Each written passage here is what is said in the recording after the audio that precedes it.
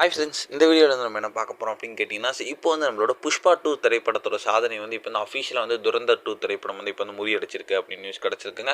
So அந்த ஒரு விஷயத்தை பற்றி அந்த வீடியோ நம்ம டீட்டெயிலாக பேச போகிறோம்.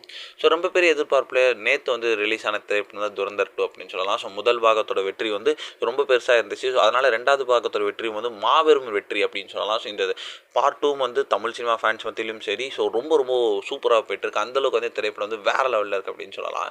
ஸோ இயக்குனர் ஆதித்யாவோட இயக்கத்தில் உருவாகியுள்ள இந்த திரைப்படத்தில் ரன்வீர் சிங், சாரா அர்ஜுன், மாதவன், சஞ்சய் தத் இந்த மாதிரி ஏகப்பட்ட நட்சத்திரங்கள் திரைப்படத்தை நடிச்சிருக்காங்க.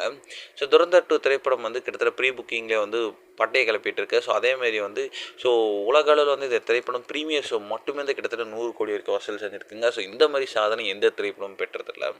ஏன்னா புக் மை ஷோ தளத்தில் வந்து கடந்த ஒரு மணி நேரத்தில் வந்து இந்த திரைப்படம் வந்து 1.10 லட்சம் வரைக்கும் வந்து டிக்கெட்டுகள் வந்து விற்பனை செய்யப்பட்டிருக்கு.